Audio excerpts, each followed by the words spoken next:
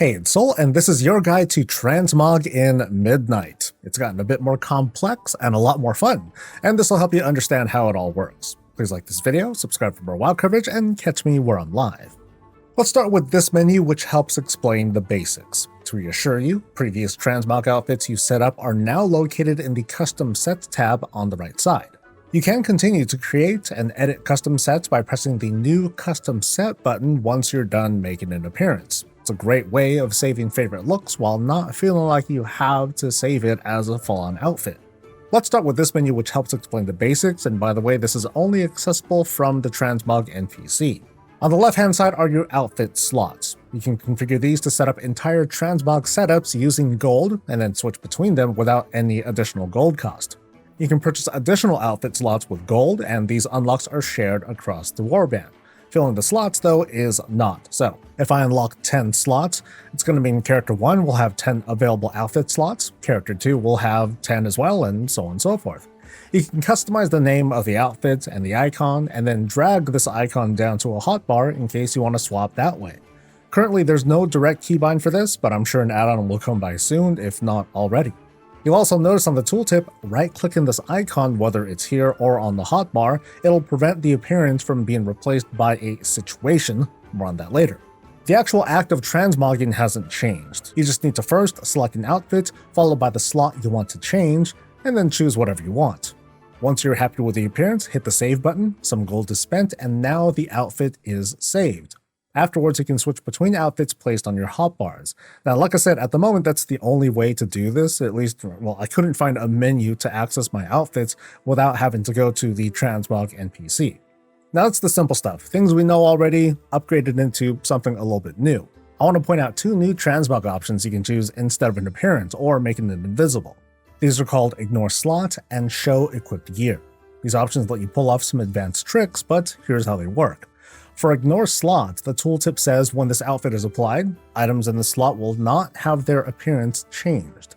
So let's pretend we have two outfits up. We have Outfit A and Outfit B. Outfit A is a full Transmog ensemble from head to toe. Outfit B has every slot set to Ignore Slot except for the weapon, which I changed to, some favorite weapon of mine. And that's pretty much the whole setup. When I activate Outfit 2, regardless of what I'm wearing previously, only my weapons are going to change. Now, this could be really cool if I have a favorite outfit, but I enjoy swapping out certain weapon appearances because I love doing dungeons with my weapons looking a certain way, or because I just feel like it. The Ignore Slot option also doesn't cost any gold, so setting this up is very inexpensive. Other quick examples include, well, maybe you want to remove the helmet, the shoulders, and cape as a part of a dressed down sort of style. Without this new feature, if I wanted to create an entire outfit and then have another whole outfit with only a small difference, that's going to be really expensive just for the sake of showing off a cool weapon or something. Show Equipped Gear is also explained in this tooltip. When this outfit is applied, items in this slot will use their native appearance. So let's use the weapon example again. Outfit A is a full setup, and Outfit B uses the Show Equipped Gear option in the weapon slots, while everything else is set to Ignore Slot. We start off here with Outfit A displayed, but when I activate Outfit B, notice how my weapons change to the unmogged appearance. The use case is in a situation where, say, a new weapon were to drop and it happens to be an upgrade. If I only had Outfit A active, equipping that weapon wouldn't change my appearance at all because the outfit is programmed to only show what's assigned. But if I were to activate Outfit B, it's going to reveal the actual weapon's appearance. And then I can go back to where I was if I wanted to by activating Outfit A again. I want to do one more example to demonstrate the logic of activating multiple outfits to achieve different effects. We'll set up three outfits, A, B, and C. A and B are full appearances, while C is just an outfit and, well, all it does is hide the helmet slot, and everything else is set to Ignore Slot. By activating A, I get this full appearance, whoop-de-doo. Activating B will switch the whole appearance, we're just doing this as an example, but then activating C will only change this helmet as if I'm taking it off. So in a way, now we're looking at like B plus C, and if I switch to B, it's like putting the helmet back on. If I switch to A, it's going to overwrite everything since it's a full transmog, but if I activate C again, my current helmet is removed, and so now I'm wearing A plus C, if that makes sense. Using these new options applies logic to existing outfits to achieve some fun effects, as if I'm returning from a long trip or something and I'm taking the top half of my armor for this more casual look. Or maybe I'm gonna rage out and go berserker mode and I go topless, woo woo. Maybe instead of an entire fishing outfit, I'll remove just the boots to give that feel of being like this hardened warrior taking a short break. It's a very cool set of tools Blizzard set up, so we can make our own system of swapping out whole ensembles, which works out great, or just parts of appearances to tell a story.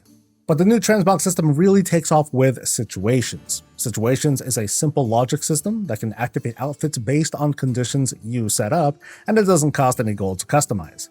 At a glance, you can set situations by location, from the regular outdoors to instances, your house, or even set an outfit for use on your character select screen. Movement covers your mounted or your water situation. Specializations are pretty self-explanatory, and you can change based on your equipment set too, which is sometimes tied to your specialization. Situations can start off very simple, and I suggest sticking to that as it can get pretty complicated if you want it to be. In this video, I'm going to walk you through 3 situation setups. Before that though, we need to have what I'm going to call a default outfit. This outfit will have situations enabled, and the all option is checked under all 4 headers. That means when no other situations apply, you'll end up just changing to this outfit. Now let's set up a second outfit for an actual situation. Let's do something for dungeons. Choose whatever the heck appearance you want, it doesn't matter, and then under situations, make sure situations are enabled here in the checkbox, and then under locations, choose dungeons and then go down there to apply changes. Now what happens is that whenever you enter a dungeon, your outfit is going to change to whatever you set up. And whenever you leave that dungeon or go somewhere else, the game does a quick logic check since you're no longer in a dungeon, and it'll change you back to the closest situation that fits. Since we set one up, you're just going to return to this default outfit. Now, if you didn't have a default outfit, then you would be stuck in this outfit until you triggered a different situation that would change your outfit. I mean, I know it sounds kind of wonky, but I'm just trying to make the point. Have a default outfit as kind of a catch-all. Let's do something slightly more advanced, and we'll set up a swimming situation. We're going to make a specific outfit where we set everything to hidden except for the weapons, and we'll set these to ignore slot. Under situations, select movement and then swimming, and then hit apply changes. Now when you enter the water, you'll strip down to your drawers except for your weapon. When leaving the water, you'll revert back to your default outfit, or you basically put your clothes back on. And let's do one more. We'll have 2 outfits. One of course is the default appearance. For the other, let's set the shoulders and helmet to invisible, and then everything else to ignore slot.